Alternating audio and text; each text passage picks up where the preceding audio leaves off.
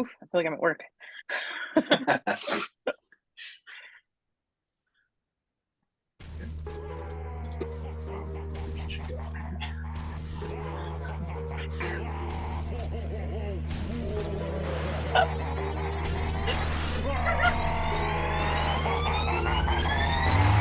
Yeah, we straight chillin', serial killin', pre-cold villains on the mic, got you reelin'.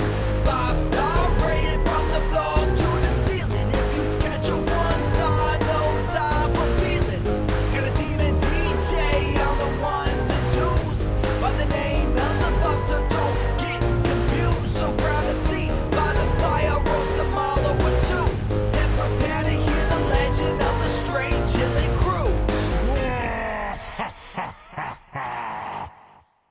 What up, nerds, and welcome to another infinite episode of Straight Chilling, the weekly horror movie review show where you chill and we slice, dice, and chop up yet another horror movie. My name is Bob. I'll be your host for the evening. This is episode 408, recorded Sunday, January 29th, 2023. Tonight, we're talking about the latest from your boy, Brandon Cronenberg. The movie is Infinity Pool.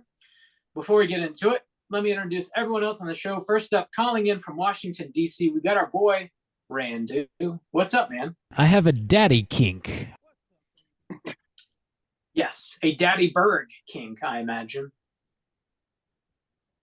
Is Randy muted? Is Rand. At least speak to us through your bumps exclusively. Randus, we can't hear you. It is You not can't. in the file.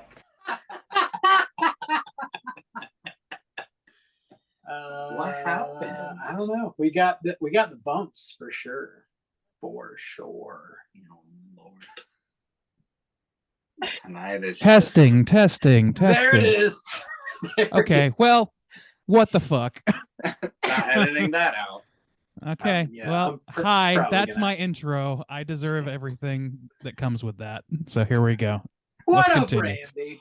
Welcome to the show. Thanks for showing up. Thanks for coming. Next up, calling in from my immediate left, we got your boy Soju. What's up, man? Oh, what up? It's your boy. The kinks of the father have become the kinks of the son. Stains. It's a long name. It's too long. I don't like it. No, I was gonna go with peer pressure stains too, and pressure you into going and doing some nasty shit, but It's not I mean, that's just a normal day dissimilar. for you Yeah, two. that's really our friendship. That's how the it works. dynamic. do it, Bob. Don't you want to be cool, Bob? Yeah, okay, sure. Let's go kill someone, Bob. Come Yeah, on. okay. Yeah, I'll do that. Sure. Incriminating and awesome. Last but not least, calling in from the very first time, all the way from the West Coast, we have our friend Rachel from the Zombie Girls Podcast Network. Welcome, Rachel. Thanks for joining us. Hi, thanks for joining. I'm so excited to talk to you guys tonight about a movie that gave me a mommy kink. So, Oh, yeah. I doubt you're the Kinks only abound. one. Kinks. Some abound. awakenings happening this weekend. I'm awake. yes. Yeah. Sexually. I've never been more awake. Mhm, mhm. That's too I mean, awake. Turducken genitals will do that, but like I don't want to spoil things. You Yes. fit right in, Oh, Rachel. yeah. Thank you for joining us tonight. Meat within meat. Within meat. Oh, shit. This is going to be a wild discussion. Before we get into it, though, Rachel, why don't you tell everybody where they can find you and the Zombie Girls at? Sure, you can find me and my cadre of zombie ladies on the Zombie Girls Podcast Network. We have a handful of different podcasts, so whatever your vibe is, we've got something for you. We've got More Deadly, which is focused on women identified directors who are covering it or working in the horror genre. There's Stream Queens, where basically we just kind of get a little drunky and talk about horror movies that you can stream on the internet, and then of course Zombie Girls, where we talk about film from a feminist perspective to varying degrees of success. But yeah, come check us out at zombiegirls.com, or you can follow us on all the social media platforms. You can find us. Just get in the Google, type it on in, come check us out. Get inside the Google, crawl in there, and check out the Zombie Girls. And that's GRRLZ, right? Girls. Yep. Girls. Yes, Yeah. think Riot Girl. Yeah. There you go. There we Yeah. go.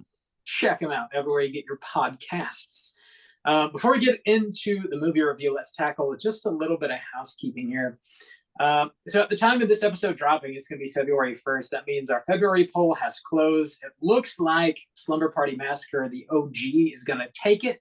There were some slight changes. changes Yeah. though, so anything's possible. Raw was climbing the charts a little bit. Some people specifically mentioned they were changing their votes. Yes. Yeah. So, you got a couple days left. We'll see what happens. Yeah. We'll see what happens. We'll see when the mail-in comes in and just count everything as it comes. That's what we do here. That's Straight Chilling. Mail in your votes. That does mean this is dropping on the first of a new month, so we have a new poll posted on our Patreon website. Our March poll theme is it's a Scream baby. We got 3 Scream movies for you to vote between: Scream 2, Scream 3, and Scream 4. Bob, you finally got your poll. My Wow. guy. Congrats, man. It's a win, no Yeah, matter what. yeah. You've been after So, this Bob- particular poll for some time. Yeah, Bob was pushing for this big time when Scream 5 was coming. 5 Scream was coming out Mhm. last year. Now we And got 6. we denied him, so I felt Mhm. bad this time. You always do. Yeah, You don't feel bad. we got to keep you wanting. Yeah, that's Bob. not something we're buying. Yeah. Get your votes in before the end of February. We'll see what Scream sequel we're talking about in March.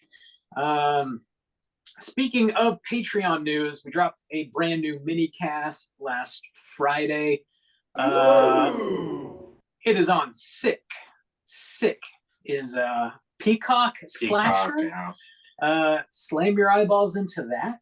Mhm. if I you heard want that to as an do so. adjective as you spoke it. Like, it's a 6. Oh. I was like, oh, what's so sick? You're So giving up, sick, the movie. bro. giving up your So review sick. right in here in the intro. It's a sick movie called Sick. That's the Uh, Kevin Williamson movie, right? He's sticking with Yeah. that Scream lineage. Yeah, it definitely has that Scream sort of vibe. That setup is definitely there. If you want to hear the remainder of my thoughts on that, check it out over on Patreon. We've got like 90 mini casts. We add to that every single month.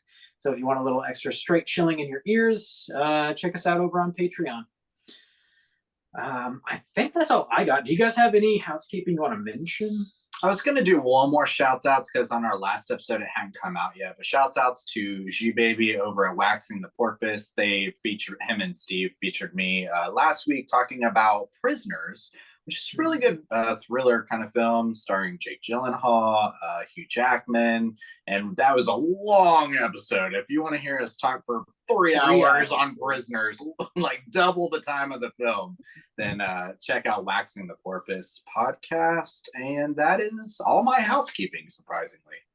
Bob, how about you? You good? Yeah, I'm good. All right. His house is clean. Let's get into the main event. We're talking about Infinity Pool, and we're kicking it off with the back of the box. What's on the back of the box?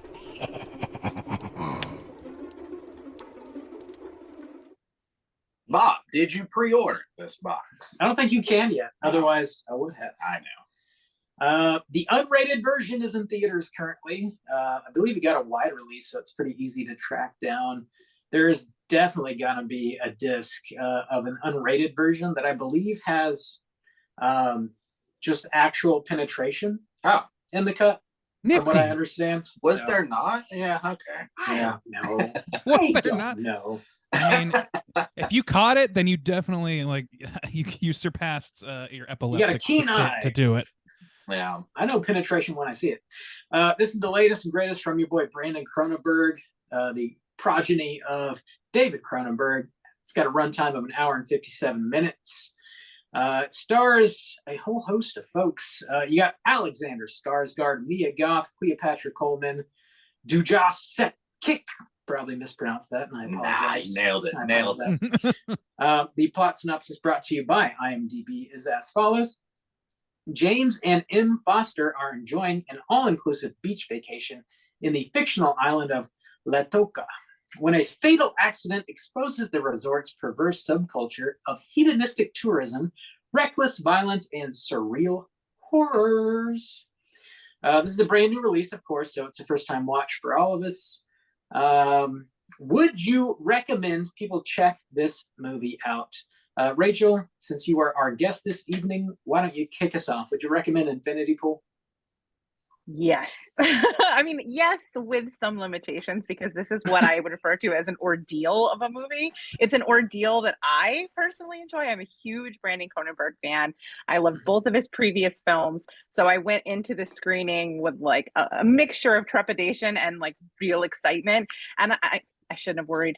This guy has blazed his own trail, like, and he owns the entire lane. And this, I mean, I think this might be the best example of the thing that he's doing, which I've seen described in some places, not as body horror, but as soul horror, which I think feels accurate. So yeah, if you liked his other films and you like challenging movies, this is a big recommendation for me. Awesome. Right on. Juice, what about you? Yeah, I would recommend people check this out. It's not one of those films I would say is absolutely necessary for a theater watch, but as of now, it's not streaming. So if you want to watch it right away, I recommend it. If you're really big into supporting, like the theater experience as well, then definitely check that out, because this is an original horror, a great director. And so it's definitely worth support in that way as well. It is sexual and violent, as you would maybe guess from a Cronenberg, but not like, it is different than David Cronenberg. But I think it is pretty consistent. At least I haven't seen Antiviral, but I would say it's consistent with Possessor. So if you enjoyed that, I think you will absolutely enjoy this. Bob, would you recommend people check out Infinity Pool? Yes, I would. I whenever I bought my ticket this morning, I watched the movie this afternoon, actually, early this afternoon. So I've only had a few hours to ponder upon it. But I walked up to the ticket taker and she scanned my ticket and she went, "Oof, get yourself ready for that." I've never had that happen. I was like, "Oh, damn, okay." But yeah, if you're in for a movie like that, something that you have to sort of like steel yourself. Yeah, it's a really interesting, entertaining, wild movie that does feel reminiscent to David Cronenberg's work, but not like it's totally riffing on or stealing from. It does feel sort of itself, which is pretty great. I recommend it for sure. Randy, what about you? Yeah, I would also recommend. It's definitely a heavily caveated recommendation. You got to be ready for hypersexualization. You got to be ready for, man. I don't even have the laundry list of potential trigger warnings and so on in front of me, but just go in there with the knowledge that it is designed to make you feel weird, and yeah, you're not gonna have a normal day right after watching this. You're gonna need a minute. Surprisingly enough, it hit one of my triggers and one of Bob's triggers. Oh yeah, We're like, I was warning Bob in the theater. I was like, "Bob, oh, here he comes!" And then I got mine, and I was like, "What the fuck?" Serves you right. We'll bring those up soon enough. Yes.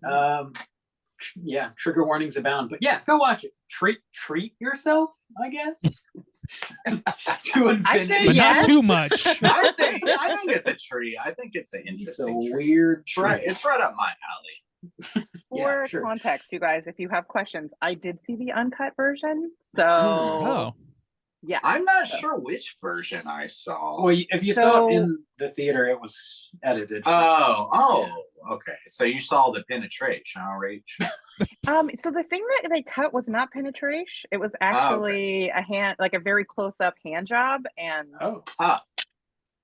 completion. Okay. When I came out of the screening, I went on our Discord and was like, "Let's play a game. Name a bodily fluid, and I'll tell you if it's in Infinity Pool." The answer is yes. The answer is yes. They got them all. There was a nice close-up shot of semen hitting the ground. In my Yeah. For sure. Yeah, you got to But, see its Very origin cinematic. story. Yeah. I see. I need to know where that semen came from. For sure. the answers, they just aren't there. They're not there. That sounds like a hearty recommendation from pretty much all of us. Let's go ahead and drop that spoiler warning and get into the rest of the movie.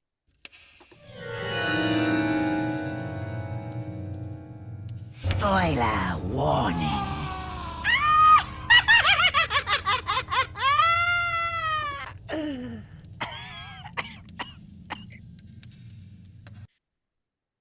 you just watched this movie. Did you have time to type up a plot synopsis? Yeah, I got a short one. All right, give it to me. This is gonna be great. Bob has Hold on, a Bob I'm has pouring a my popcorn. I'll be right back. Yeah, I want all the dirty details. I but Bob's glazed gonna over say a it in the lot. cadence of your like fucking health teacher from middle school. You just never mind. Yeah, so here's roughly the plot of Infinity Pool. Novelist James Forrester and his wife Em spend time at a seaside resort at the fictional island of Latolka. They meet another couple who join them to leave the safety of the resort and have dinner on the beach. They do so, and upon driving back, accidentally run over and kill a local.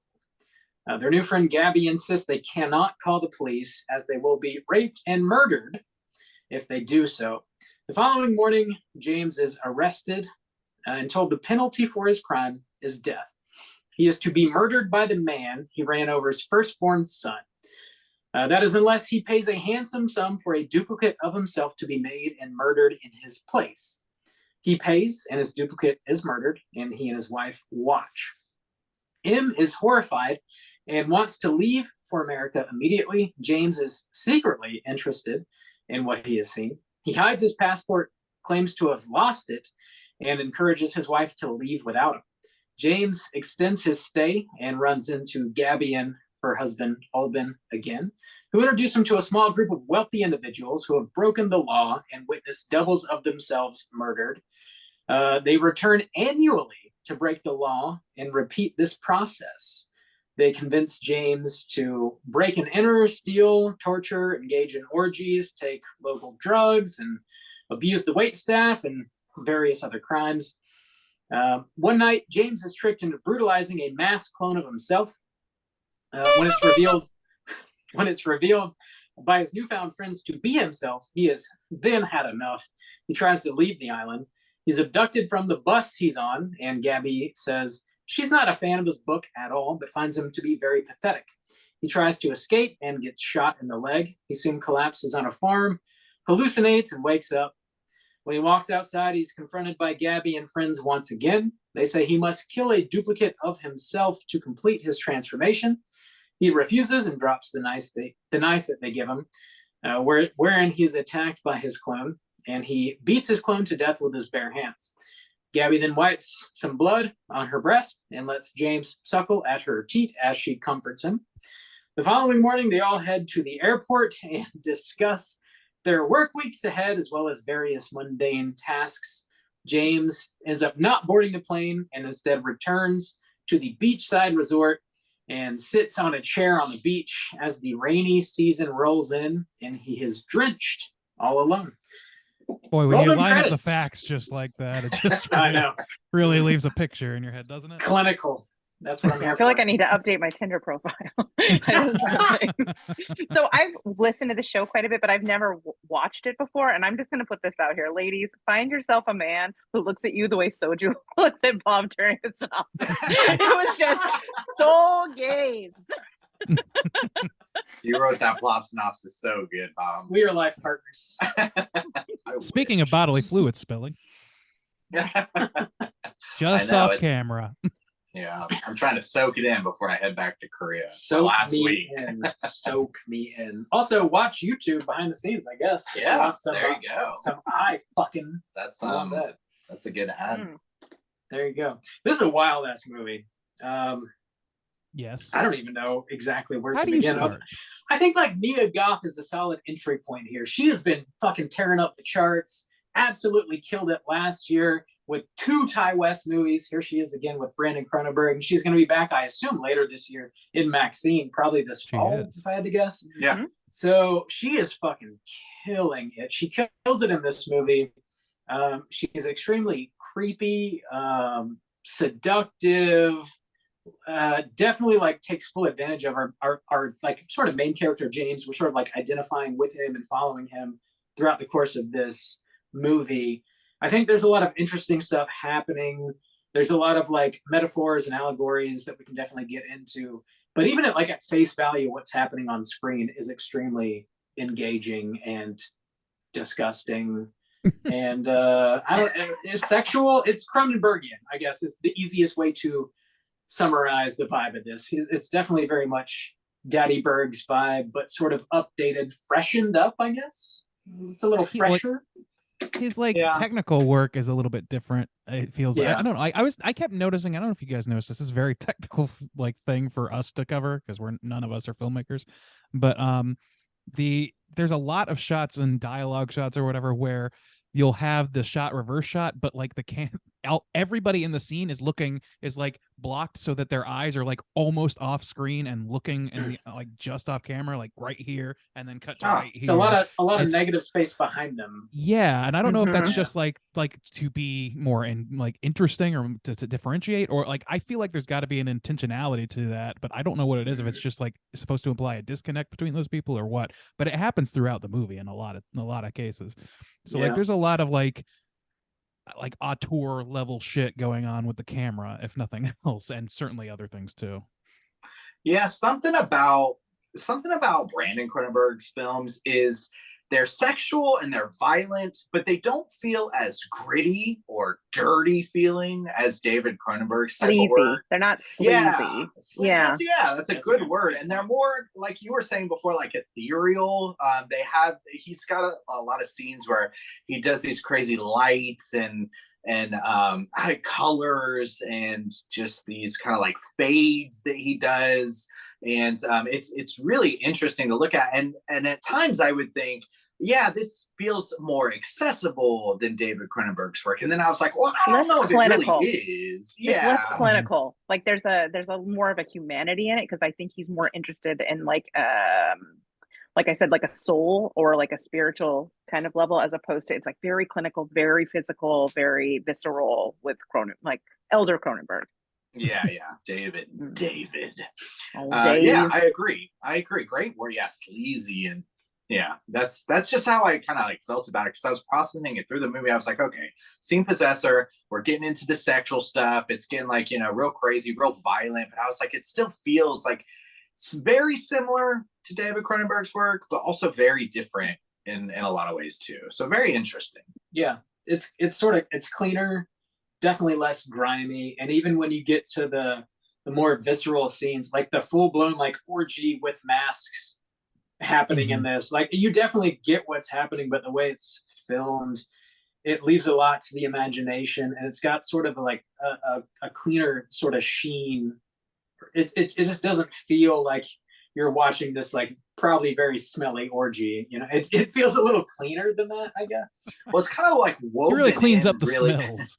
well, it's kind of like woven in really well the violent parts, and like you said, the very disturbing, ugly mask are also like worked in really well with the beautiful scenery. Yeah. And again, like the beautiful types of lights that we would see as very like seductive or soft, or I don't know, just that give a more kind of like pleasant vibe. It's worked in with those things, and so you have more than just the ugly mask and the violence and stuff going on. Yeah, I think he's more visually audacious. Like he's trying things and playing with perspectives in different ways, and his use of color is much more rich, whereas his father favors a more like, washed out palette. But I think that's also like thematically makes sense because he's dealing with things that are much more like ethereal as opposed to something extremely concrete that you would get in something like a more standard body horror. So I think it makes sense. And I think some of that blocking that you guys talked about, I think some of that is playing with your expected perceptions and is like used to great effect to make you feel kind of the sense of uncanny and discomfort when you're watching it, because your brain keeps trying to put their faces in the right places. And I think it's working on kind of like a subconscious level, and it's creating like a really interesting, disconnected, sort of discombobulating vibe that I appreciate. Yeah, it definitely has that. And, like I don't know. Like here's the like $1 million question is like who's got their theory about what is this film saying? Because that's where I was like, I feel like there's a ton of threads that I was very interested in that I was like, okay, this seems like it's pointing at one thing, this seems like it's pointing at something else, but like getting them to tie together in any sort of cohesive way, I had a hard time with that. So really? like there's a couple of central things that I think are pretty true, but I feel like there's so many like very specific details included that have to be pointing at something in particular and have to be woven in a little bit, but I don't know where else they get woven in. So like, for example, like Mia Goth's character, she's an actress, and she does this little thing on the night they meet. They go have dinner together, the two couples, and she talks about what she does as an actress, which is to be like the hapless what is it, what was the word she used? It was convincingly fail or something like that. It's her job to convincingly fail. So she like, oh, I can't, how could you possibly cut a piece of bread with a knife? And like, that's a really interesting scene, but that's clearly saying a lot about her, but I'm not sure what it is. Like, I don't know. I mean, I think it's tipping her hand of like what there's this mask of she seems harmless, and then we find out what she's really about. Like it's all artifice, and I think she's kind of like it's sort of setting that up. Well, that's maybe, and like that's definitely could be true. Like I feel like there's by the end of it though, her intentions are so. It seems like there's she's operating under different operating systems throughout different parts of this movie, and maybe it's just like the implying of something about the way they're engaging with the island and like how they're engaging with that stuff. But when they're leaving on the bus and everything is like strict mundanity, I thought that was like it was really interesting, but I couldn't figure out like where did that interest in like where did it all stop? Like she ramped up to this moment and then just like fell off a cliff, and her intentionality is now like having dinner with the Joneses when they get home and shit like that, like, or paying a bill. Like it's just very strange. Well, that can also be tied into the kind of seductiveness of this film, where it kind of ramps up in a similar kind of way, where there's some kind of like teasing going on, some flattery going on, where she's talking about his book and stuff. And then the interest becomes more and more, and then it becomes intimate. And then it goes from just a kind of normal type of intimacy to a more lively type of exchange that kind of like you think would peak at like the orgy with the mask, but it kind of goes even further into this violent sexuality. And then once it's done, once the experience is done, then it's kind of like back to life. Yeah, there's so much to say about this movie. It's interesting in a way, in a lot of ways. So like when they're on the bus going back home, it's like they no longer have infinite lives. They no longer have that get out of jail free card when they get back to the States in the same way they do at this fictitious island. Like, of course, like if you're as rich as they are in the States, you have access to a lot more resources than somebody who might be poor does. But like, you're not, as far as I know, in this world able to just have a double made of yourself in the States. So like when they go home, so they gotta naive, sort of Bob. They gotta tighten up a little bit, I would assume. But also it's got a bit of that sort of like, we come out here to play. Like we're not eating, we're not eating where we're shitting kind of thing. Like it's like we gotta go home and do business, and then we come out here annually and we fuck shit up. We have absolutely no regard for who's around us or how we're treating them or what we're doing to them or their land or their culture or their religion. They're just abusing anything and everything that's around them in a way that's really, really disgusting. And when they go home, it's back to business, I guess. I think that, I think that goes a long way to bridging the disconnect that my brain was having with that character. Cause it really does seem like there's definitely like, this movie, it's a few things probably, but one thing that I kept thinking about was how they're interacting with the country or the island or whatever, and how they're just absolutely raping the land in every sense of the word, and raping the people's like lives in so many ways.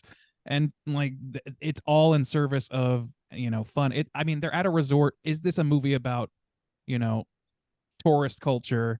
The rich, the haves, the have-nots. I feel like there's more to it than that, and I want those streams to really collide in a very in a way that makes sense to my brain. But maybe it's just not built to do that. I mean, I think, well, I mean, for one thing, the sort of the origin story of this film was when he was younger, he went to a resort in the Dominican Republic. They bust them in under cover of darkness into this resort, and he spent the week there. The Chinese restaurant was based on the Chinese restaurant in this Dominican, where like the locals were wearing like very racist, stereotypical Chinese outfits. And then at the end of the vacation, after they were inside this fenced-in space with like actual barbed wire around it that was like covered kind of with palm trees, they took him back to the airport during the day, where he saw the extreme poverty that surrounded this resort, that they were like in this weird Disneyland style version of the local culture. So that was kind of like, I think I mean, that's like kind of the origin, right? But I think what he's kind of getting at here that maybe will marry these ideas for you is kind of this sort of social structure and how fragile the human spirit is when it is either incentivized or disincentivized from doing whatever it wants to do, and how that corruption can like perpetuate.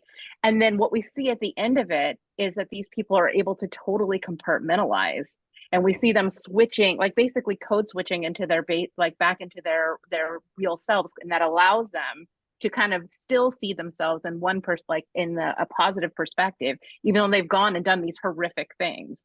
And I think he's getting at some really like poignant social commentary around these people, like particularly like an elite class of people who live in a situation where they just don't have the kinds of limits or what is it called? Consequences? It's consequences. Yes, thank you. Yeah. Consequences that everybody else has, and like how corrupting that is. So I think that's what he's getting at with all of this. I don't know if that helps. Okay. No, yeah, I think that's what I was circling. I think it's just the thing at the end where they all are just like full scale, like even the color palette of that ending is so different. And it's great that Skarsgård is clearly like fucked up beyond repair because of his experience. It's great. But like all of the import that was placed on like certain things throughout that journey, I guess I had a hard time letting go of those things as maybe having some sort of significance beyond just like the hedonistic, like fucking like abhorrent treatment of the culture and the land that they're on, and the obscene wealth that allows them to get away with pretty much everything, which seems like that's kind of the core, right? Okay, so I mean, so that's the main topic that I took away from it. I think there's a ton of subtext going on for other themes going on that tie in well together, but I did take that away as my main kind of. You have these people who, by all accounts, can escape consequences up to a point, and then they realize there's a further point, and they revel in that. Of rich people can do almost anything; they still can't escape death. But this group of people has found like you can get a step closer to that, and of course they take it to that limit. Because it gets you that much closer to that idea of money could, keep you alive forever. But we're not quite there yet, but we can get to this point where you could kill yourself, or, you could, and those kind of things. And so that was the main thing that I took from this. I guess it's like Skarsgård's interaction with them, like him as a central character that kind of like leaves a few like lingering thoughts in my head about like how is he meant to be seen in this movie? Like, because he starts off as this like he's a writer's block writer who has terrible reviews on a book that he got presumably through nepotism. He clearly has a chip on his shoulder about that. His wife clearly has a chip on her shoulder about that. And like they're here to try and experience something, and he even laughs at himself for like, I came to a resort to try and experience life so that I can write about it. Absurd, right? And like obviously they don't care, because that's exactly what they're doing, minus the inspiration. They just want to like go full hog into stuff. But like it's watching, like I guess his journey is just somebody who wants to experience something unbelievable, getting sort of like bewitched by that and like engaging with himself. And then I mean, I think they're playing on his very fragile ego. Yeah. Very much. You know what I saw it as similar to, Randy, was, remember when we watched Lords of Chaos? Yes. And so you have this group of people who kind of pretended it's all about the music and we're going to create this culture around it to boost kind of ourselves up. And then there was this guy who was kind of mocked and not seen as like equal to them, but then he like became a part of it, and then he took it to the next level, and it was true to him, and Right. he really believed it, and he carried it in it until he found out it was not real, and then his whole identity kind of was It's wrapped threatened up by in it. that. Yeah. Yeah. And so that's how I kind of took Skarsgård is he believes, well, first, yeah, they trick him by thinking like they admire him or whatever, but then he's caught up in it. He's had this transformative experience that he feels like he can't share with his wife because she didn't have that same copied experience. So he's with these people. He's like, yeah, they understand me. They get me. And then, yeah, it really does give us this opportunity to kind of do whatever we want. And it feels good. And I get wrapped up in it. And then it falls out under him and he has to deal with that. Yeah. I kind of read into him as having a bit of like an imposter syndrome type thing. Mhm. Because like Mhm. he's not truly wealthy. He married into a wealthy Right. family, and his first book may never have been published if he hadn't have done that. So he's not one of them, but he's sort of treated as if he is because he has access to this really nice resort. And come to find out, he's one of the locals to these people. They're playing with him. He is their entertainment, but he doesn't even realize he's their entertainment. So like at the end of the day, he means fucking nothing to them at all, which is pretty harrowing. I also I got kind of hung up on this like baby, like this like infantile sort of aspect. Mia Goth, her character is like constantly referencing him as like being a child. He's a baby.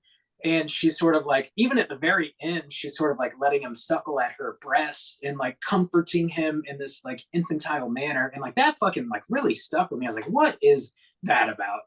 I was like thinking about it, and I could be totally fucking way off. This is just what I'm reading into this movie after watching it just this morning. But there is like the moment where he's beating the shit out of himself and he's masked and he doesn't know he's doing it. Like when he's like kneeling on the ground, hands behind his back with a mask on, it brought this like Guantanamo Bay imagery to mind. And I was Mhm. like, man, that's like the first place my mind went to. And like when he starts beating the shit out of himself and then is revealed that he's like destroying a copy of himself, I just like, it made me think of like, if you're looking for like a broader metaphor in this movie here, like everybody very clearly states like where they're from at the beginning of the movie, like, you know, France, London, what have you. James is very clearly American. So like I read into him as being like the stand-in for America in this movie. And like his infantile like nature, like, you know, we're a younger country. We have all this money we don't know what to do with. We're sort of throwing our weight around as he is in this movie. And he's just like beating the shit out of his own image, pissing on his own image. And like at the end of the day, he's left like suckling on the own bloody teat of Mia Goth, who's from the UK. It's just like, that's sort of, I don't know what that fucking means, but that's kind of a trail that I was starting to follow at the end of the movie that I found really interesting. That I is like interesting. this You see it in tinfoil a- hat theory. This is Yeah, that's good. Yeah. a global Yeah. politics angle. The Yeah. globalists are at it again, folks. Here we are. I mean, That's I feel like interesting. there's such didn't think of that. Oh, no, go a ahead. through line about masculinity. I kind of feel Yeah. like this is about like she's trying to break him down and she infantilizes him. By the end, he's completely and utterly infantilized by him. Mhm. And I think Yeah. that's what I took away from it, but I do like the socio-political angle. I don't know if it was intentional or not, but that's what I got out of it. Well, from the infant aspect, what I kind of took was playing with the idea that I don't ultimately think is important to the theme of this music, but to this movie, but is something that they introduced to keep this kind of ambiguous thing for you to chew on, which I think is interesting, which is the idea of, did the copy die or did the original die? Yeah. And so if you approach it from that idea, obviously you get to see once this happens, we find out Mia Goth, they tricked him. This couple tricked them and they knew what was going to happen. And they kind of set him up in a way to go through this process. And if it was the copy that has survived, then essentially they birthed him. Like this is Yeah. I was an going to say that infantile too. creature Yeah, that's- that Mhm. is now existing and figuring out its place in the world as what it is. Mhm. It's he has a literal rebirth in a sense. Yeah. And, like, but rather than it being what they sort of seem to be positioning it as at the end, which that Mia Goth and her group are positioning it as, which is like, oh, it's like, oh, and now you're free of any of the encumberments of your past. Encumberments? That's not a word. It is I mean, now. it is. It is. I think it is a word. Yeah. Yeah. I hope so. But Remix. yeah, but it ultimately, like, he is unable to cope with his life at that point, so like he's born back into misery. It's a whole new kind of misery, and a misery of knowledge of what you're capable of. I don't know, I had this thing, like you were saying, Bob, that like the infantilization of him or whatever. I partially, as you were saying that, I was like, this is, whether or not they're a copy is ultimately not important, just the same way as like ultimately whether or not you as a piece of code in a fucking semen cell, like beating a whole bunch of other fucking things to the egg, like it doesn't matter. Those things don't exist. And so like ultimately what matters is you carrying on as yourself.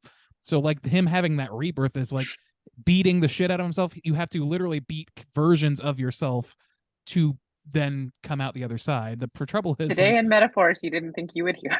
yeah, Yeah. no, Yeah. I didn't expect to say those things. So, They see him a couple more times, Randy. man, I can't You gotta be pay the for source of that. all. I can't Gotta be the wait for source of Freaky all your Fridays. boners. I just We got a can't be that Patreon guy for tier you. for that.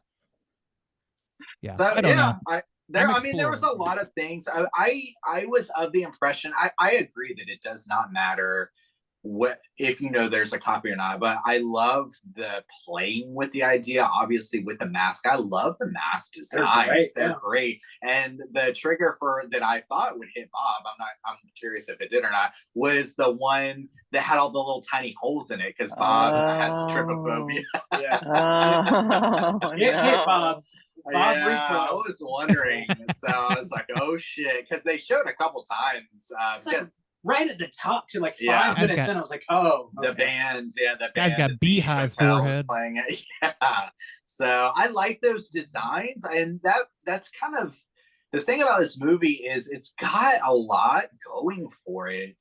And that's just another one is there's these interesting masks that tie into this culture, that tie into this lore, that ultimately tie into the message of this film, but it all kind of works seamlessly for me. I never felt like any of those moments were forced, like since they're in this foreign country and they kind of explain the culture a little bit, but it's not this huge info dump where they have to give it to you. It plays out through the rest of the film, and it just, a lot of the things feel very seamless and yet very unique and interesting in their own beats, and I love how he kind of ties all those things together. It's very impressive, actually. Yeah, those masks and the way that they kind of touch back, they like circle back to his commentary on class is really interesting. Because if you look at them, they're like distorted faces, but they've got like money coming out of their mouths. And it's kind of the way that the locals probably see these people that come to this resort and like how twisted these people are who have this money and pay this money in order to make all these clones. It's just like good. It's subtle, and like in retrospect you realize exactly how much thought went into those masks. I love all of the Brandon Cronenberg class stuff. He does this with all of his films to some degrees. He seems very, very, very critical of people with wealth and people who are in like in an elite class, and it's interesting to consider like who he is and probably the circles that his family runs with, that he has exposed to, the kind of life that he's seen and had a front row seat for, that's being channeled into his work, I think is really interesting and telling. And you see it definitely in this one. Yeah, that's a really good point, because essentially he's in the same kind of boat as M would be. And maybe he kind of sees himself in that point, because M does seem genuine in that she loves her husband. She doesn't care about her father's money in the sense. I mean, she kind of uses it to help him, but not in a sense of like, I want him to be famous. It's more like, I want him to be fulfilled and to be happy. And she is, kind of disgusted. And it's the first one to bolt out of there. She's like, I'm out of here. She does seem kind of like fed up with his bullshit before any of this stuff goes That's down. true. When they go to have like the picnic on the beach, the one dude asks like, why James? Why are you married to James? What do you see in him? And I forget her exact response, but it's dodge not flattering at all. She Well, barely she's says like, anything. Yeah, kind it's of to get much. back It's at her about her dad. dad. Yeah. Yeah. Well, as we all know. I have a Yeah. daddy kink. And we, as we all know, Brandon's only making movies to get back at his dad. It's all I can do for- this better than you, Dad. Yeah, so that's not really a flattering reason to be married to your Yeah, I partner. don't see their marriage as being like on solid footing at all. Like, this is what I wanted to ask also is like the very first shot of the film is a black shot, totally black, with a voiceover from the couple in bed. And Yeah. she overhears him saying something. She's like, "What does that mean? What did you just say?" And he's like, "Oh, I don't Brain think I death. said that." Well, yeah, it was something about brain death, but it was like the Yeah. white Mhm. sand cannot prevent the brain death, some shit You like can't that. eat the white sand, or was Yeah, it? something about eating. Yeah, white something sand, eating. white Yeah. sand. I could not remember it specifically, so I couldn't I like can't either, postulate on shit. it. But I was hoping somebody had that on. Let's see if I Okay. wrote it on my notes. I did not. Yeah, Well, anyway, got- like that. I'm sorry. Go ahead. I was saying I've got no idea. So that's Yeah. it. So like there's a lot of like tendrils here. There's a lot of little things going on that like I want to like parse out, and I just like I guess I was at this point at the end of the movie and afterwards where I was like I just don't feel fully confident in any of the like I know what I felt during the movie, so I'm trying to figure out if I should just be analyzing it from that perspective. Because from that perspective, the story is pretty clear. This is a man who is like his reaction to watching his first clone be killed, watching that thing, like the way that Cleopatra, whatever her name, like she reacts to him is like, I can't believe you acted like such a robot when you watched that. How could you do that? And I didn't really see that. Like to me, it was like I thought he was like somewhere he was titillated / horrified, like horrified himself to climax, if you will. And like he was like I don't know that like that was the right terminology or whatever. It just seemed like I wonder why they chose that word. Like these little things just keep like derailing me on it. So I wonder like if there is a way of tightening that up in a more like logic based sense, but like from the dramatic and just like experiential, like the David Lynch of it all is it's all very clear what's happening, that this is a man going through a fucking self-imposed crisis because he's allowing himself to be led by the nose by his ego. He experiences full-scale ego death, and then he does not know what to do with himself at the end because he ultimately is not one of the haves. Not like he was not. He's a have-not who has married. He's glommed on and been taken advantage of, not by his wife. Don't get me wrong, Desperately but by wants those to be. people. Yeah. Yeah, and he Yeah. really wants to be. So I don't know. There's a lot. I hear everything you guys are saying. It's just like I had so many like little avenues that kept derailing my thought on this movie, and I just that's where my brain keeps getting hung up, is those little things. So that's my negative ding for the movie, I guess. I don't know It's if- like I I had a don't hard think- time with those things. I don't think there's like one very clean cut metaphor for the movie. I'm totally down with that. I think there's a lot of ways to read into it. And even if you don't want to read into it at all, it's still at its core a very wild, entertaining, crazy tale. So I think it's like a win across all avenues, really. There's no way to watch this and fail, I don't think. Yeah. Which is great.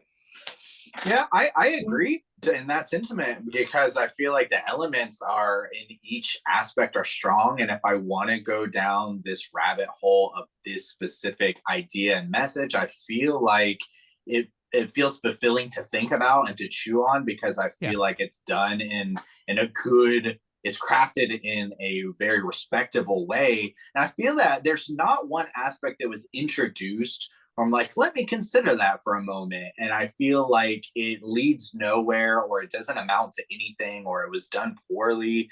And I feel like they all connect to each other fairly well. And there's probably a ton of stuff that I'm not considering because I've only watched it once. And in that way, I am definitely engaged to watch this another time and to explore this further and to kind of unlock some of these maybe hidden tunnels. But ultimately, it still feels fulfilling to me to get what I feel is kind of like the main message of this movie, and feel like I understand it well enough with the pieces I'm giving, but also know that there's probably more out there to engage with it again. and I completely respect that. I mean, Yeah. it's an interesting way. I'm sorry. Go ahead. Rachel. I should say, I mean, there's like definitely another like undercurrent of like anti-capitalism in this, which I respond positively to. Like, particularly around things like the shamanistic drug use and the way that they like take this like, you know, sacred kind of plant and use it like for perversion and commodification. And it kind of like speaks to the way that Westerners can modify like local cultures in that way. So I think, yeah, there's a lot. I would say that this is thematically dense, but like all the rivers lead back to like one very sort of class and social commentary based commentary about like elite and social structures. Yeah. And that's like another arrogant aspect of them as well, because they feel like, oh, these locals, they think, ha ha ha, drug use is illegal and they're very religious, and there's like, let's just fucking breathe this shit in and fuck all night and kill people. It's just like a very arrogant way of like, I know how to use this drug in the fun way, in the way that's like best. These people are dumb because they use it religiously or whatever. It carries that kind of attitude with like, buy yourself out of your consequences and stuff. True, like but that. would it be better if they were pretending to be shamanistic about it and just sort of like I don't know. I imagine all of these people that say Burning Man who are doing ayahuasca and sitting in a teepee thinking that they're doing my something. point exactly. Yeah. Like, I mean, I feel like are you even doing drugs if you're not sucking on a scar's foot? No. The answer is no. that's the real drug. But who else thought that they were gonna make him bang himself? I did not that. anticipate Did that. it? I thought that's where it was going. sorry That's they let your you that's down. your Dennis Infinity Reynolds Pool brain 2. talking. Yeah. I mean, when they brought him out on the dog collar, I was like, Skarsgård's gonna bang himself. That's where I thought it was They going. really let you down. One thing I thought was going to happen is after he woke up in the bed, and like the son who murdered his double like walked over to him, I thought we were gonna like see the quote locals be very kind and generous and like treat him in a manner that nobody else has treated him the entire movie. But we don't like really get a sense of the locals at all. Like he hallucinates and then wakes up and then goes right outside. So we don't really see any of that happening. But I was like, oh, we're going to see him be treated so fucking well by this family. But we didn't get that. Well, that's interesting too, like because he's completely separated from anybody, any locals that have anything but a profit motive for speaking to him. You know, there's the police have a profit motive. The resort obviously has a profit motive. The fucking guy doing the most racist caricatures of any given culture, and I think he's the same guy who also is. Am I wrong about this? Like, am I right about this? Like he's the same guy who also serves them food at the Chinese restaurant.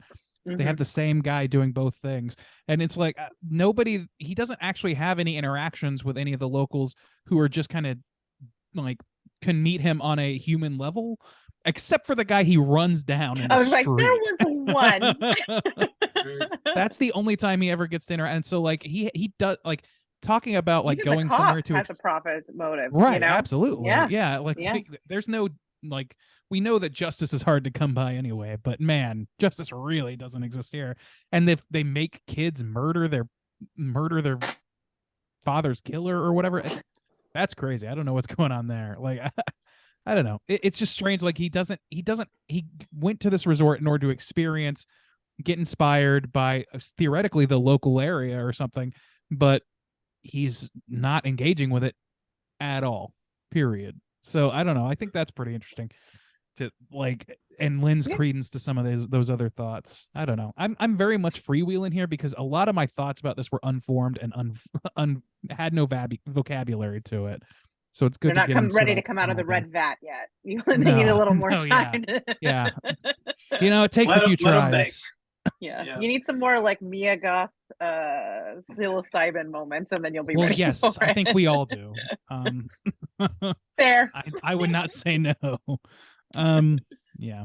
I don't know. It's a crazy fucking movie, and like I had a hard time like just like staying. I feel like what came across to me, like what you guys are describing as like different avenues you can like, it just kind of came across as like a lack of focus. At least like that's how I felt in the moment of the movie. I can understand what you're saying, and there's definitely movies that do that I appreciate, and I appreciate it in this. But like as a first time experience, I don't think that I'm gonna get the most out of this movie on my first viewing. I think it's gonna take my second or third viewing, as I guess It's a where that's multi-watcher. headed. Yeah, for Because sure. it just led me down so many alleyways that I couldn't center myself on, and then it would like yank me back in another direction, and I just had a hard time. I felt like I was being led astray a few times, but ultimately what those you guys are describing is true. It's just sort of like alternate pathways, and I kept trying to skip between them, and Yeah. maybe that's, if that's intentional, which I would assume that it is, that's fine. But like as a first time viewer, it made it really difficult for me to really center on something. I like that aspect of it because it just like shows you all the layers, Mhm. and it invites you to rewatch it and think more about it if you want to do that. And I saw some goofy headline that I thought was really funny. It's called Infinity Pool. It was like it's like white. It's a piss-soaked White Lotus or something like that. Dude, And I was like, what a ridiculous headline that is. that's I not went into wrong. It's not wrong. It's not. But I went into this movie expecting like everybody to be pissing on everyone, and I was like, man, that's just there was not enough piss. I was expecting way more. I'm sorry. I've just started watching White Lotus season 2, so I haven't gotten through it, and I don't want to spoil anything. But there's a character in there that I was thinking about during this like discussion and before a little bit, who asks his friends like, "Oh, you basically like, oh, you cheat on your wife, right?" And the guy's like, "No." He's like, "Oh man, monogamy that was just invented to keep the middle class in line or some shit." And it's like both kind of true and really fucking fucked up to hear somebody say that, especially somebody who is describing themselves as the exception to that rule, being above it. That's like, so yeah, I think there's a lot of connective tissue. This has been the year of taking wealth to task, so like my brain was geared towards that just walking into this movie. And it's still if you're at a January. resort in a movie in 2022 2023, you're probably not a good guy. That's why you don't go on vacation ever. Yeah, vacations Stay are at home. for assholes apparently. Yeah. Are there any other major beats you guys want to touch on before we rate Infinity Pool? Just want to like take a minute to be like, Mia Goth is incredible. The whole scene of her Yeah. on the hood of the car, come on, where she's just like unleashed, like revealed, is so, she's just incredible in this. She's so freaking good in this. She is. Yeah, that's a good to highlight her because she has a couple. I mean, I gushed over her on our Pearl review, on our X review, but Yeah, you did. I mean, yeah, but for here, there's a couple. That one stands out. Or I don't know. All of them, she does. There's never a scene where she's in. I like that she gets like more and more and more centrally involved until she kind of takes control and takes over. I mean, she was always in control. You Yeah. just didn't know you it just yet. didn't know, man. I'm just She's trying to like waiting think. for him in the lobby, like, no, we're not leaving yet. Yeah. She was waiting. Oh, it's interesting. Like, I wonder, like just on a nuts and bolts level. And this, I'm sorry, this is me getting in fucking plot hole territory. Like, not Oh, because no. it is, but because that's how my brain is thinking about it. But like, if she wanted him to get arrested and experience, cloning and death, why did they not just let him call the police when he hit that guy in the car?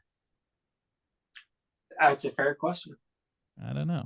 Is it just part of? I don't know. Well, in that way, I don't she's think kind it's of more in important. Don't get me control. wrong. I don't think It's it's not ultimately well important. because I don't know the law. I guess that so here, for instance, I don't know how it necessarily works in this country, but here, as Americans who are going to be watching this film, if you hit somebody accidentally with your car, it doesn't necessarily mean that you're going to be charged with murder, especially if you call the police and try to help them.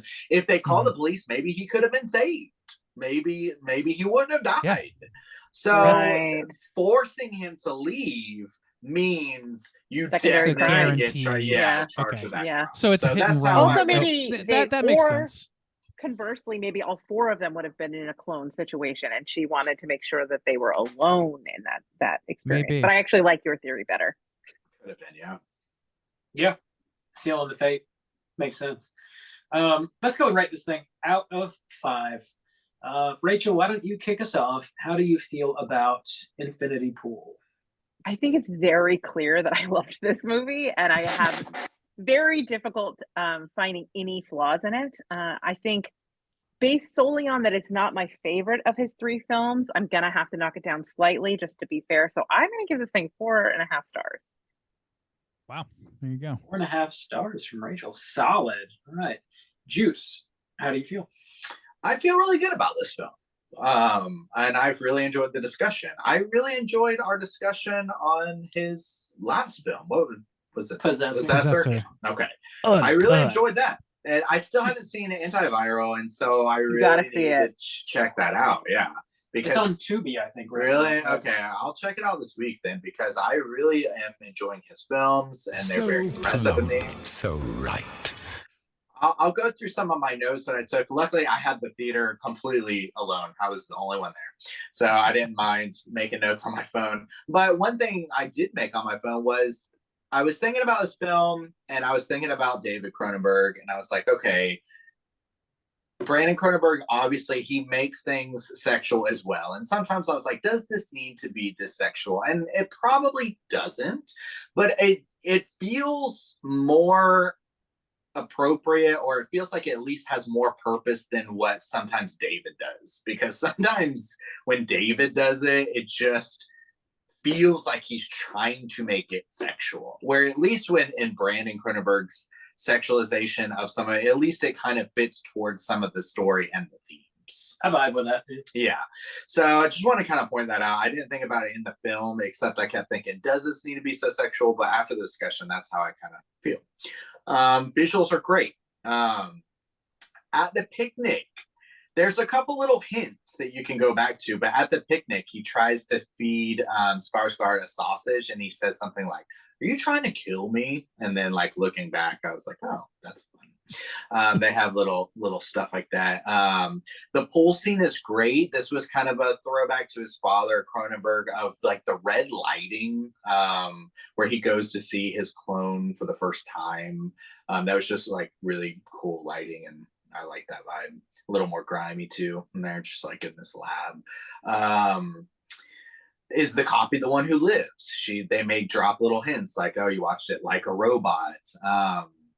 The new friend I was telling you about, you are transformed. We are all zombies here. I love how they kind of like tease a little bit, but ultimately it doesn't matter. Everyone's a brother here. The theme of not fearing death or crime when you can pay your way out of it worked really well for me. I thought that they handled that in a great way. The masks are really cool designs. Even the little messaging of like peer pressure and stuff like that. The sex scene is so fantastic with the mask taking after his father, creepy and sexual. I did write this little note. I was like, so again, to the idea of, or is it a copy or not? I was like, I don't think it matters, because ultimately it reminded me of old Voldemort, where he tears his soul in half, and ultimately he takes three urns back, and like each time I was like, is he kind of like losing more and more of himself? Is he a copy? And as you copy it down further, does it get more diluted or something? I was like, that's a cool idea to ponder as well, even though I don't think the answer necessarily matters, but a cool thing to chew on. Ultimately, I really like this. I wrote the ending music is dope. So like the sound design, the visuals that they worked in, very beautiful. The mask designs, the lighting, the acting is fantastic. I don't know. I really like this film, and I think I'm going to echo a 4.5, with the only reason it not being a 5 is just, I don't know. It could go up to a 5 for me on rewatches. I think there's just so much to chew on that there could be something where I could be like, oh, okay, that doesn't work as well as I thought it did, or it's like so jam-packed that maybe it could have been cleaned up a little bit with a little less themes going on. But ultimately, I thought it worked really well. So I'm going to give it 4.5 as well. Bob, at 5, we're giving Infinity Pool. Yeah, I largely echo your sentiments. I thought the movie opened up in a really interesting, confident way, in that there's like a solid minute of just black screen and you just hear audio, and it lingered so long. I was like, man, is there a problem with my screening? Like, do I need to go let somebody know that the projector busted or something? And then of course, M opens up the blinds, and then you can see into their room.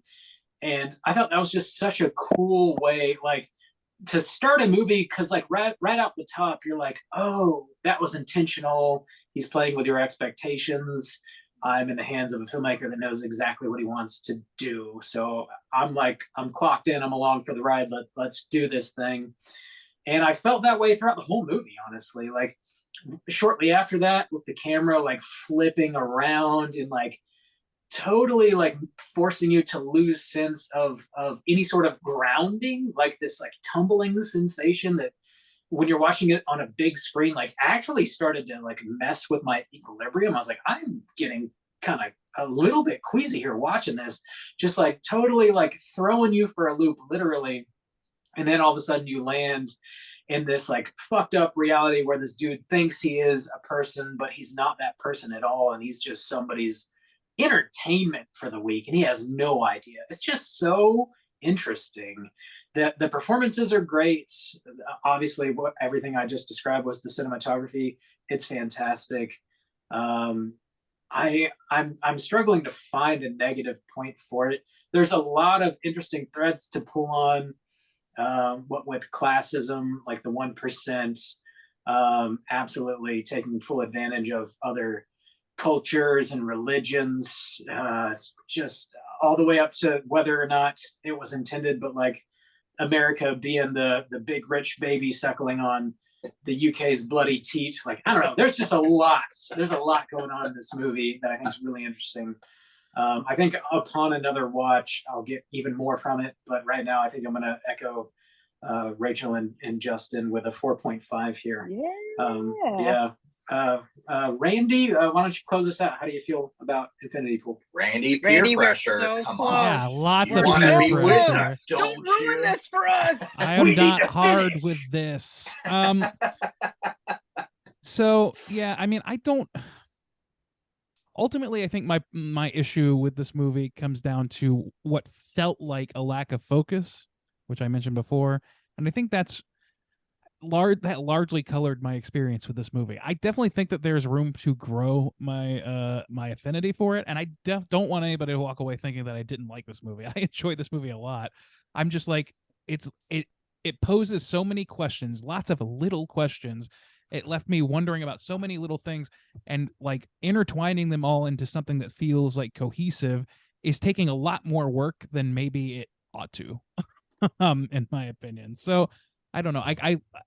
If I was, it's hard with a sci-fi bent to this, like a horror movie, sure, but like metaphors and things like that working within the sci-fi space, it's harder, right? Because you want to sort of apply a certain logic to the way that's like speculative, like technology or whatever works. I want to like, get into like why, like I want things to make sense on a schematic to some extent. Whereas like something like a David Lynch movie, which is about how you feel walking into a diner and hearing a song, that's a little bit different to me. It's a little bit more intuitive. I feel like there's more hurdles I have to jump over in order to get like fully immerse myself into the intuitive feeling of what's going on in the scene. That's how I felt watching this the first time. I'm pretty confident that a second watch is going to make things a little bit better for me. Now that I can sort of like confident, I know where this endpoint is now, and I know where like I can travel those alleyways a little bit better.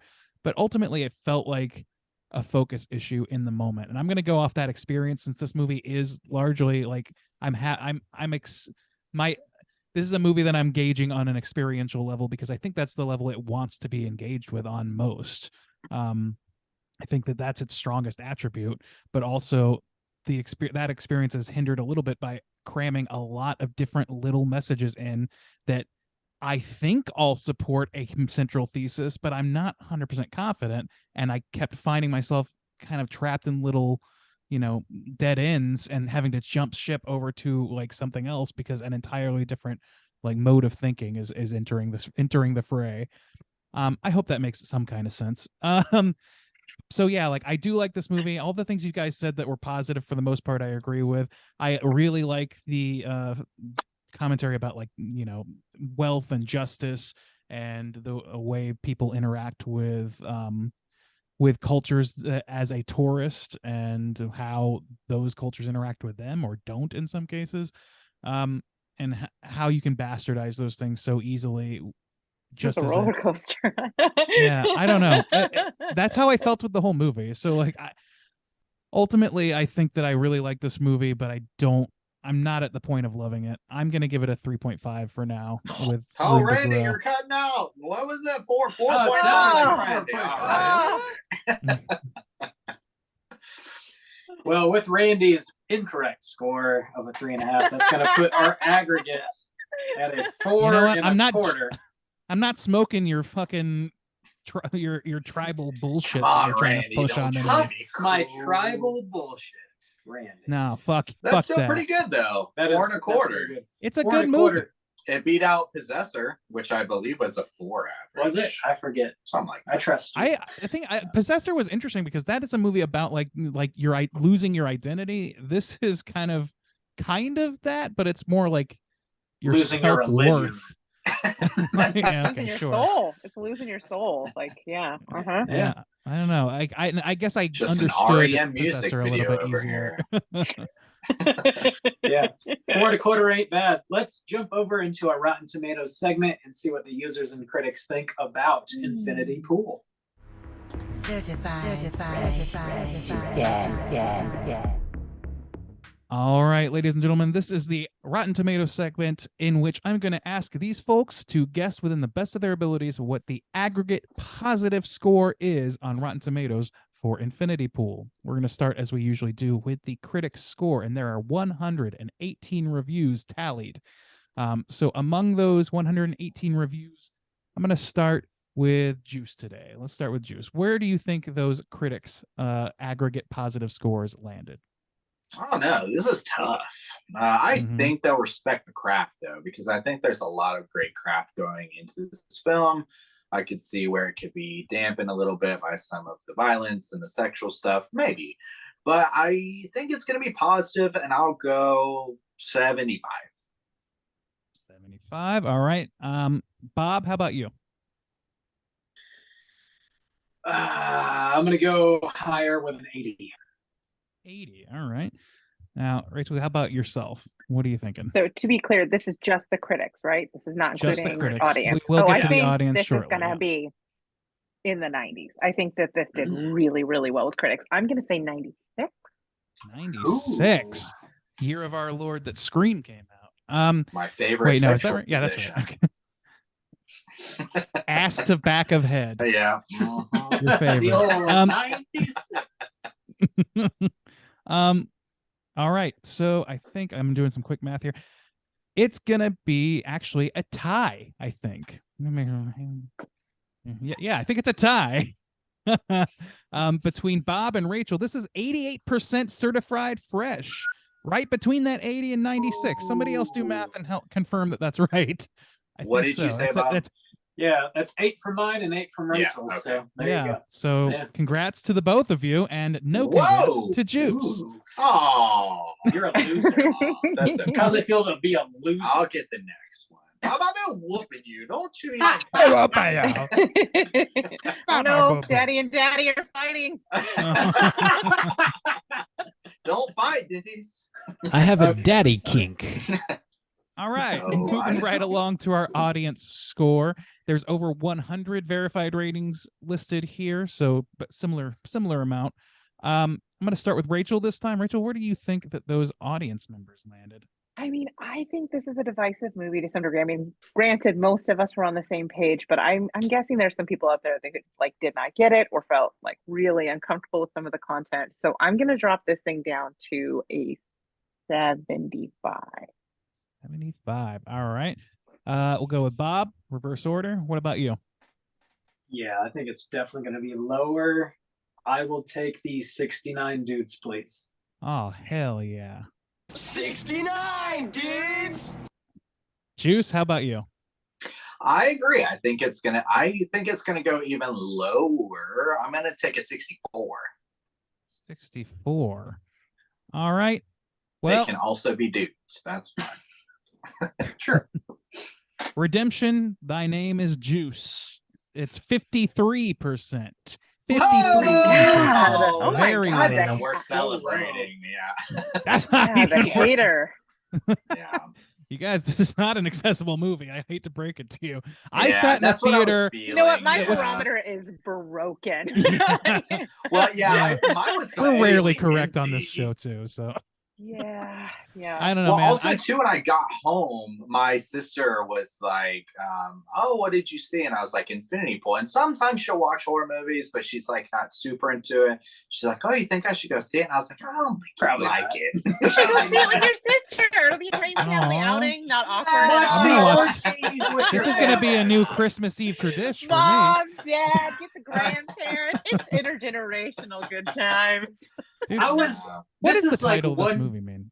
1 degree separated from The Shunting. I was like waiting for them Dude, to just yeah, like, really. Oh, you not know, just, society.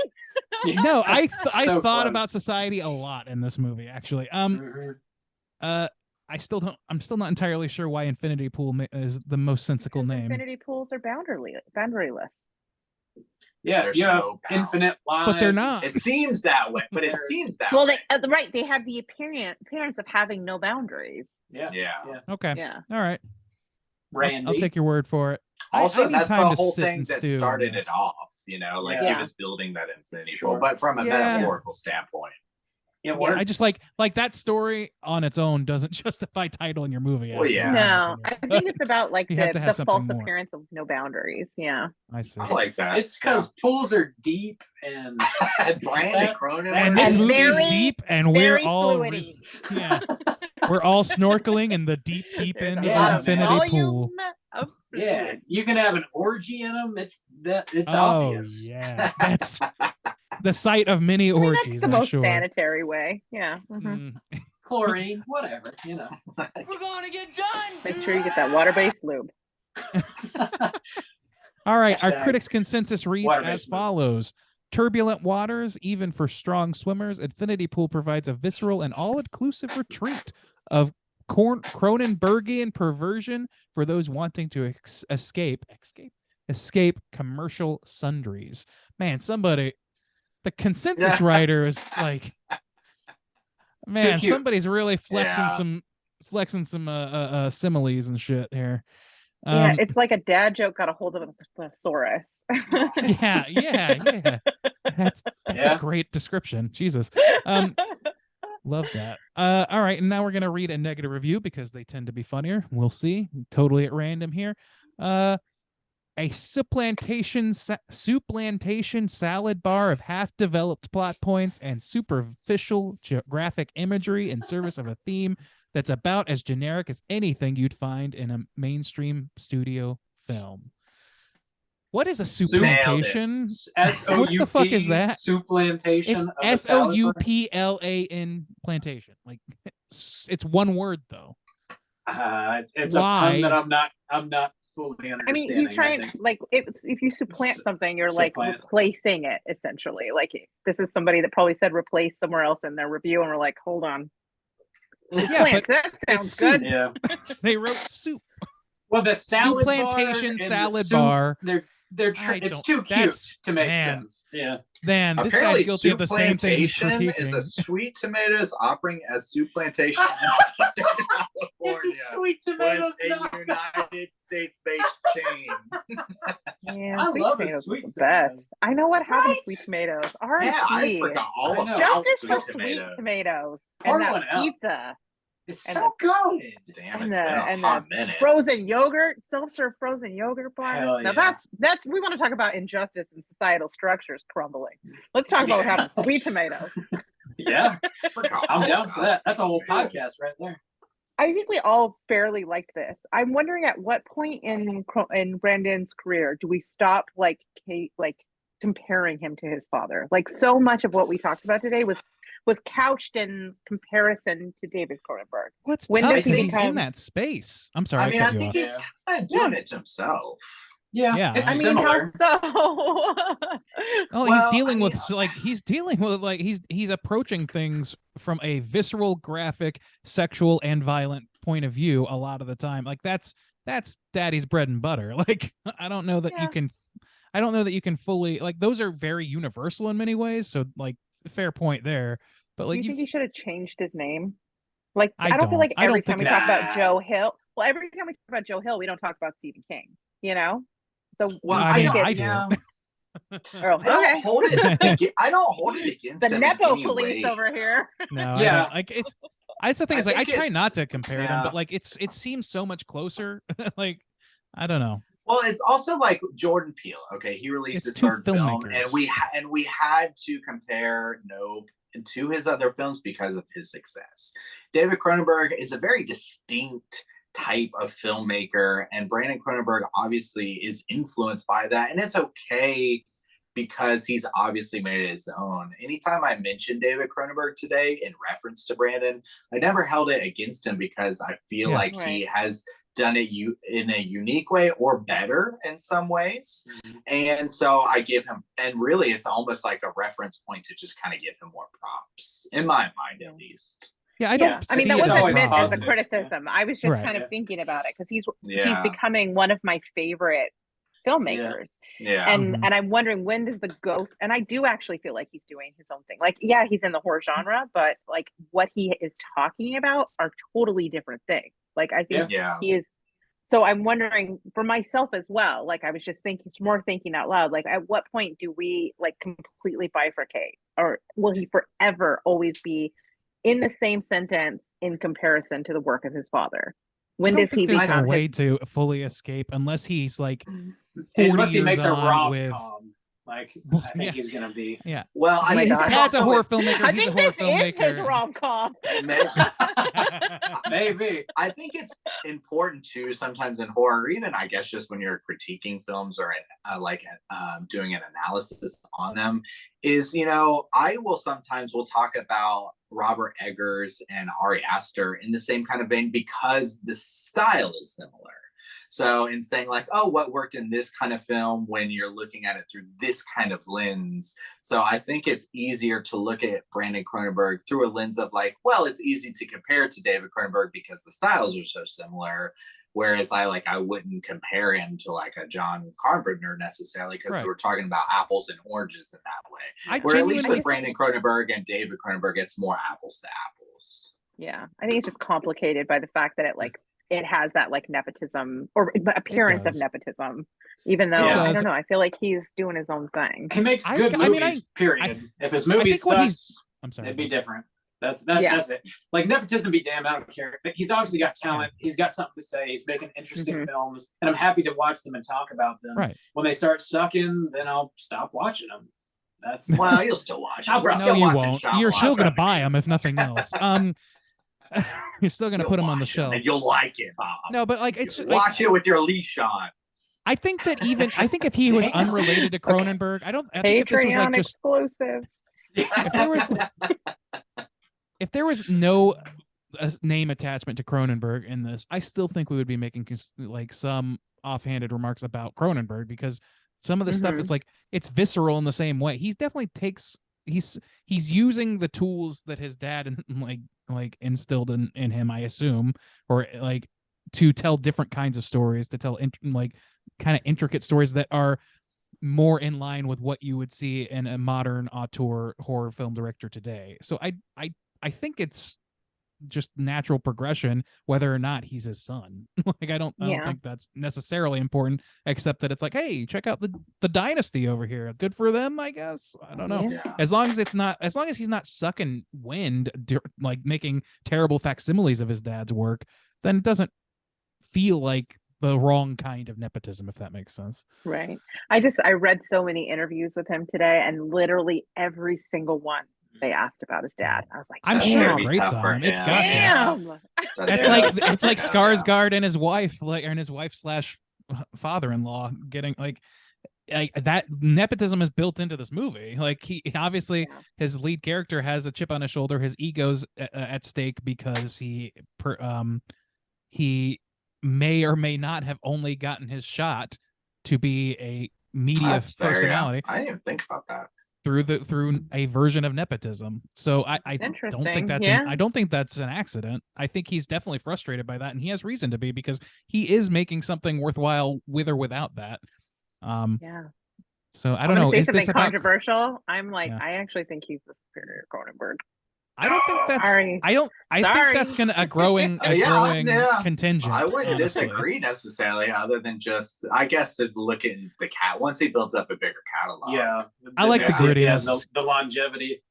I think. I like But I mean, if you compare like Shivers to Antiviral, I kind of Just love saying. Shivers. I haven't seen Antiviral though. I'm He's got a dying daughter. for you to watch Antiviral. It is fucked up. He has a daughter that's coming out with a movie at some point in the near future Yep. too. So like the whole family's I think filmmakers, she which is is doing cool. a romantic comedy too. I was gonna say Cool. it'd be great if she Sexual was making like the Shaggy Dog remake or something. Oh my god! We gotta cover it. We gotta cover The it. cat from outer space. Yeah. That's badass. Let's keep trucking here. It's time to get into our cooter of the week. Hell yeah, it is.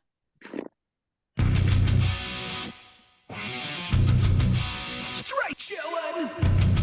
Cooter of the week.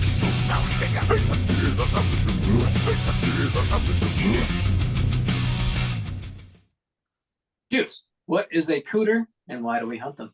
Oh, Cooter's character type and a straight chillin' exclusive. Cooter must hit 3 of these 5 points to be considered a cooter, but we want the cooter with the most points. The 5 points of cooterdom are sexual deviance, manipulation, smug arrogance, overall look and attire, and overall patheticness, gang. I think there's probably a cooter here somewhere. I wonder if there's ever been any Cronenberg film ever, father or son, that did not include a cooter. I doubt it. I doubt it too. Is there a cooter in Crimes of the Future? Who's the cooter in that one? Oh yeah, Kristen we Stewart? did a mini. I think we did a mini cast on that. We We'd have did. to look. I can't remember exactly who it might be. You know who it might be? Yeah, it might be his. Is it his wife or assistant? I can't remember. I remember, She but you might- gotta go Kristen listen Stewart to the is episode. Yeah, I guess- manipulative. Yeah, Kristen You Stewart is do definitely manipulative. Yeah. I think it's totally old K remember. stew. Yeah. The K No, that's a stands for tough one. cooter with a K. Cooter stew. Cooter substitute. So Um, in That was my this nickname in high one, school. Was it? Was it now? Are we gonna? Are we I gonna totally nominate buy the it. lovely Mia That Goth? cooter stew was my nickname in high school. Yeah. Why, I mean, You're why like, not? Cooter. I The appreciate word your cooter. openness. We have formalized it, but it existed Yeah. in the wild outside of Oh, this, yeah. and I'm It's like a always interested turtle to or hear something. how other people use the word.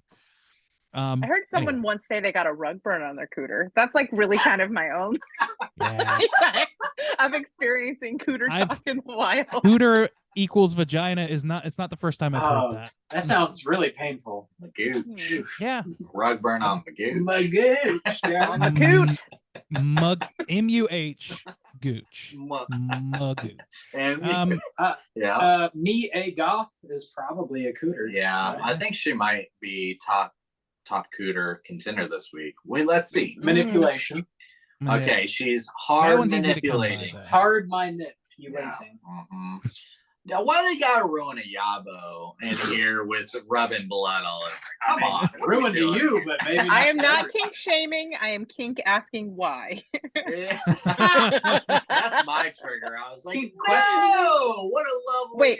Yabo. The Your blood of a trigger is murdered bloody man on your nipples? yaba. That's Well, very blood. specific. I feel like I'm okay. I'm very sensitive to Sexualizing blood in blood. general. I was like, we're gonna have to get into specifically this. sexualizing blood, but I'm very weak even when I- they take my own blood. But sexualizing it, like, really, Blood anywhere else is great, but on a nipple, I gotta draw the line. gotta Blood know on the it's tracks, line. no problem. Oh, yeah. Damn. Okay, manipulation. Yes. Sexual Yeah. deviancy. Yes. The old reach around was a pretty clear indicator early on.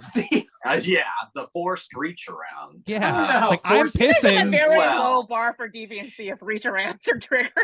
Well, it While- wasn't while your consensual mutual, at the time. It was- Spouses are It's- seconds yeah. away. It's really And the you were reason not she was asked doing for it. it too, like it to That's true. manipulate him. That's like, true. yeah. What else we got? Smug arrogance. Yeah, I think so. Yeah.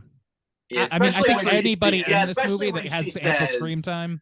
She's on the hood of the car. She's Yeah, and you know, she like your book sucks shit, dog. she Yeah. said that. Direct In the quote. quote. So smug arrogance. Overall, looking at her though, she's looking mighty fine. Yeah. I won't Can't- think I'm can't gonna give ding her that. that one. Mhm. And Can't then do that. overall patheticness. No, she is in control. She is in control. She is. Yeah, I don't see- girl boss. Mhm. There's then not we a could- moment of doubt in this woman. Yeah. Well, Hence then the let's look arrogance. at James then and say overall patheticness. Yeah. Check. Yeah. Yeah, for sure. So he hits that one. He would also then hit on sexual deviancy because I don't think his wife is probably going to be chill with his Yeah. masked orgy. I Yeah. don't think so. Well, speaking of mask, do we ding Mia for the mask? I don't think so. So let's skip it. Nah, that mask is dope. The mask is kind of worn by everybody. Yeah. Like, I don't know. She's at 3 out of 5. Smug arrogance. We Do we got- think that he's smug? I think he's pretty low I think ego So at the beginning of Yeah, this movie. mean- he bitches out a lot. He, I ne- think and he What? never he tries to becomes assert. smug. Like when they get to the party, when he's at the party and when he's beating up his clone, like Oh, yeah. That's fair. That's That's true. He's also fair. like doped up, though. Oh yeah, like manipulated but at that he point. Thinks, well, so he thinks that the masked person is the cop, and he's trying to Yes. like force his will on him. he That's also true. knows. So they tell him this is the cop that's standing in the way of him getting a new passport. He knows he has a passport and doesn't need the cop's help. So he's just Oh, that's beating a shit good out of people point, for actually. the fun of it. Yeah, that's true. Yeah, that's a really good point, actually. So yeah, I he didn't does think hit about some that. smug arrogance then. Yeah.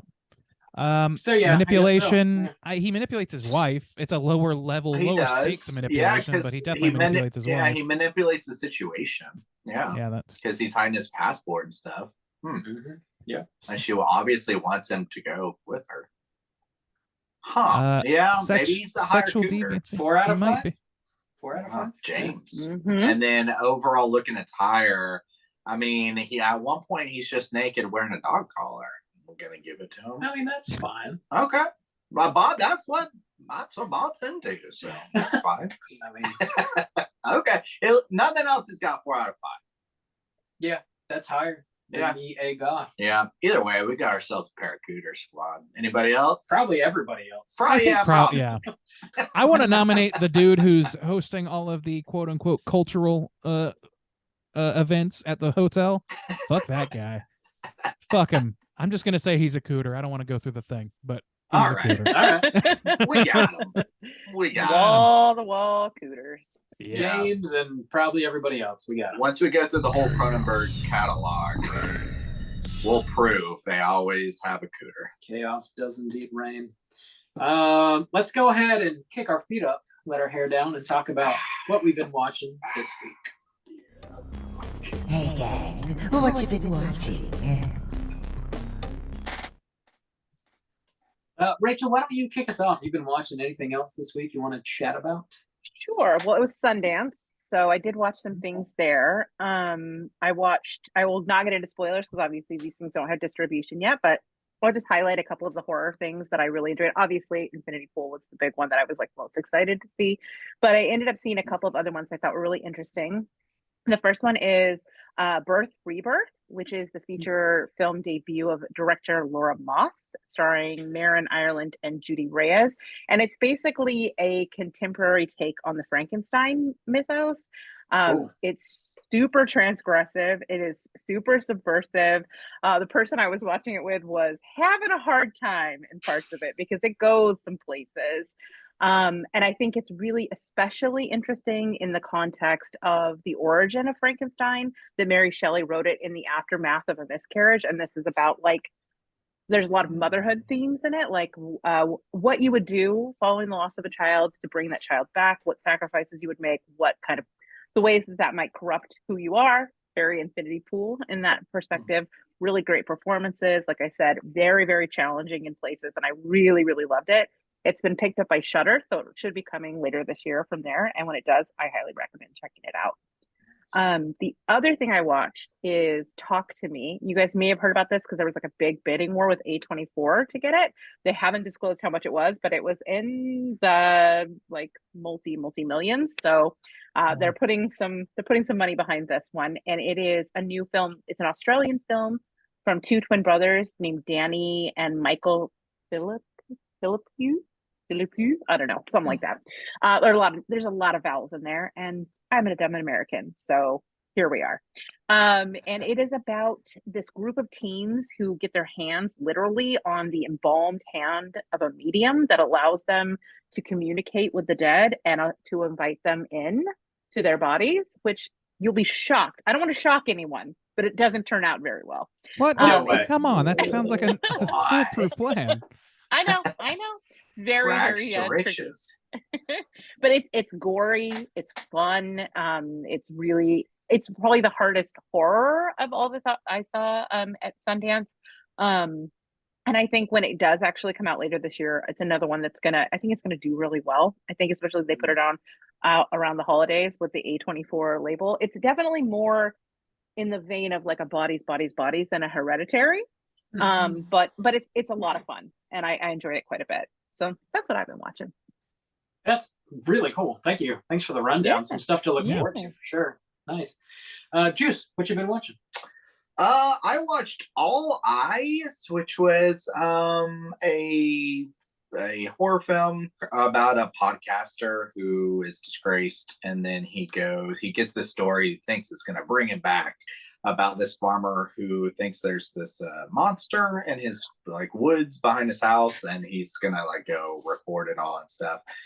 It's like definitely feels like it's got a lower budget, but I thought it was pretty solid for what it was. Won't blow your nuts off, but it was pretty solid. I watched Triangle of Sadness, trying to watch some of the nominated films this week, and that one was pretty good. I liked it. There was a lot of poop. It was like kind of cracking me up how much shit was going on. Yeah, so I'm excited for Bob to watch that. We all know he's a scat man. But so yeah, I enjoyed Triangle of Sadness. It had some similar themes to the film Infinity Pool, and it was interesting. I watched Bullet Train. That was a lot of fun. I had a lot of fun. I went in with like zero expectations. It was just on Netflix, and it came out last year, and I heard some people kind of dug it, threw it on, and was like, hey, it kind of reminded me. It had like some Lock, Stock vibes, but also it was on a bullet train going from Tokyo to Kyoto, which is what we're going to be doing so soon. So I was like, oh, this setting is cool, and like the cast was fun. It was just fun, very low stakes fun for me. And then finally I watched Crazy Rich Asians with my parents. They wanted to watch a movie, and that's the one they picked, and so that is what it is. Okay. Cool. Other than that, I watched like the first hour, I think, of All Quiet on the Western Front, trying to get through that one as well. But it's like 2.5 hours, so I'll get there next week. Yeah. Bob, what you been watching, my guy? I did watch the entirety of All Quiet on the Western Front. I guess this is a remake. I have not seen the original by the same title. I assume it's a remake. Well, it's a book. It's not a film. I thought it was also Maybe there is also. I thought it was also a film. It is. Anyway, that shows how much I know about the history of this title. It's on Netflix. It's fantastic. It's extremely like visually stunning. It is a very grim depiction of World War One through the eyes of a small group of very, very young German soldiers, and it's not a good time, but I do recommend watching it. Sold. It's a long haul. It's like 2.5 hours, but I was never bored with it. And like usually when I find a movie on Netflix that's really long in the tooth, I throw it on. I'm like, man, cutting 20 minutes from this would be so very easy to do. And I did not feel that way at all with this movie. The characters are so well written. I enjoyed it, as well as I think a person can enjoy a movie that is this depressing. So I recommend it if you're down for a very kind of a bummer time. So, check it out.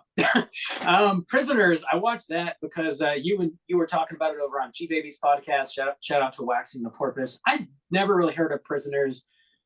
It's a Villanueva joint, however you say that dude's name. I don't know. It's got a really amazing cast. Hugh Jackman, Jake Gyllenhaal, Paul Dano, some other folks. It's like I guess it's like a crime drama is the easiest way to pitch it. It felt similar to like Zodiac to me in a way. It's another long ass movie. It's like a 2.5 hour movie or something like that. Really super engaging, really interesting, plays with a lot of ideas that sort of beg the question of like what you would do if you were in these people's shoes, morality issues here and there, and like how the movie ends up really like further asks those questions of you. I thought it was a really well written movie, really well acted too. Everybody really shows up. I believe Prisoners is also on Netflix, so if you haven't seen it and you're down for like a pretty great like thriller, Seven also comes to mind. It kind of has like a Seven vibe. Check out So Prisoners. Yeah, Fincher. Let me like name every Fincher movie. Yeah, It's Fincher. What did you think of our discussion? Really shed also some really light. good. Yeah, solid discussion. That movie like knocked my socks off, honestly. I was not expecting it to be quite as good as it was. So check out Prisoners. I really enjoyed that. That's about it. That's pretty much all I've been watching this week. Randy, what you been watching? You know, I didn't think that my self-esteem this episode could be any lower because all you guys are watching fucking like high-end good shit, and I watched Royal Rumble from WWE. Hell yeah. And I enjoyed that greatly. That's the I watched that last night almost entirely. And I'm not like I grew up on wrestling for like a 3-year stint at WCW when I was a kid, but now like I had no frame of reference for most of these people now. And fortunately I had my friend Zach was hosting, and he was like giving the rundown on everybody. And I'll tell you, man, there's like a ska guy who's in the main event, and there's like A wrestler swamp who is a wizard? ska guy? A swamp Yeah. wizard? there's like a swamp wizard with Hell a hat yeah. man who chases I'm him. Googling It's this. fucking insane. Like there's a lot of things on there that I am shocked that are like make it on there because they're so ridiculous in a way that I loved. I enjoyed the fuck out of watching this. And then the Royal Rumble bit, which is like, 30 men or 30 men and then 30 women in a ring throwing Whoa. each other over the top ropes, last man It's standing just sort called of Sounds thing. like a Infinity Pool. Cronenberg It's Infinity film, Pool, yeah. yeah. There you go. It's a lot of fun with almost no context. So I just had a good time with that. And other than that, Is the ska wrestler, does he have a move called the skank? no, when I say he's a No. ska wrestler, I mean that he is literally, as a person, a ska fan who has become Oh. popular I within was the hoping wrestling he world. had a horn section. No, Right? no.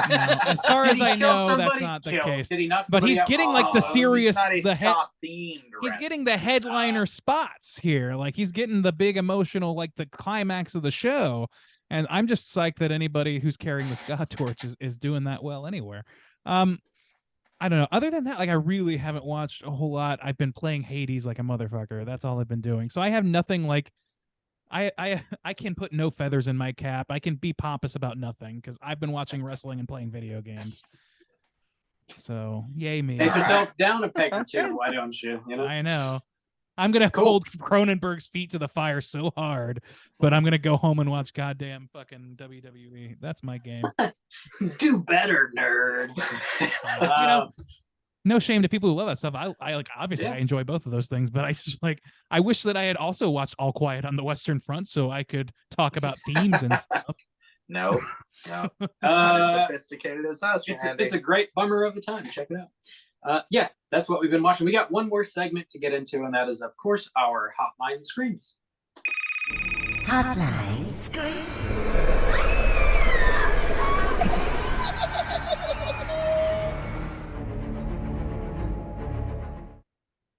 If you are listening and would like to call in and leave a voicemail to be featured on next week's show, hit us up at 904-638-3231.